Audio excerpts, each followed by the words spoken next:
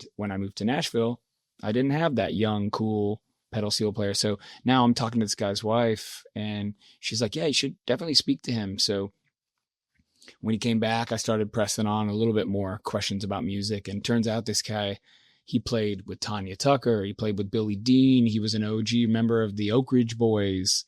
It's like, you never know who you're going to meet in Nashville. Oh, so right. as a bartender, you meet a lot of people, right? Yeah. And fast forward, I had started making this Silverboy record in New York City, but hadn't finished it quite yet. So I moved here and was trying to fill in the blanks, finish writing some lyrics. And I said to this guy, John, hey man, his name's John L. Rich.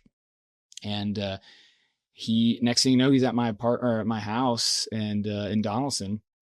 And we're jamming a little bit, and we connected really well. So he liked the songs I was writing. And when my engineer flew in to continue tracking at my home studio, we had John over, and it was the most Nashville thing you could imagine. It was him, and he had to come over. I think it was his mother-in-law at the time had to come with him. Yeah. Yeah. You know what I mean? And so we're like in my then wife at the time, now my ex-wife, was she was out of town. So of course, flew in the engineer. We took the master bedroom over to make a studio. Right. And so you got me in there, like kind of producing and overseeing everything. You got John over there at the pedal steel. And then you got basically this sweet old little granny, silver hair, sitting there with the little headphones on. We were letting her listen to the sessions, and we'd check in on her every now and again, but she was loving, just vibing, tapping her toe. And yeah, this guy, John, just played all over the record, and he played on top of some of the stuff that Blaine had started. So there was like dueling pedal steels going on in there and they had never even met before.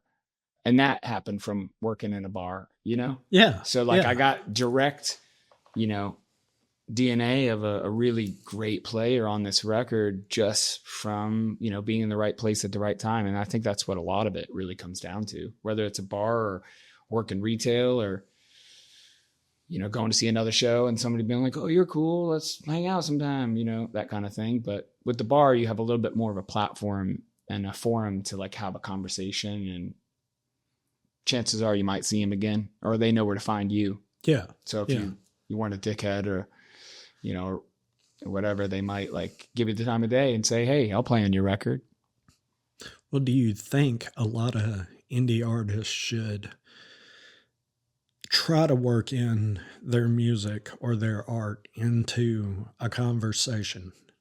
Of course. You're going to be your biggest champion, so if you have an opportunity to tell somebody about your music without coming off like you're trying too hard, there's a right time and a right place. Yeah. Maybe for me, even to this day, I'll be serving somebody all night or whatever, and then they'll come get their check. And maybe I'll say, hey, I'm playing this Saturday down at the Cannery Hall. It's an album release show. If you're around, come on out. Something like that. Or, I think you might, just based on our conversation, I think you might dig the kind of music me and my band are doing.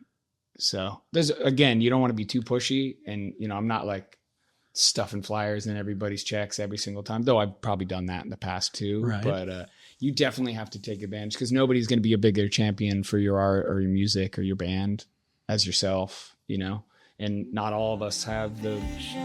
All that I see, fog like a darkness, take it from me.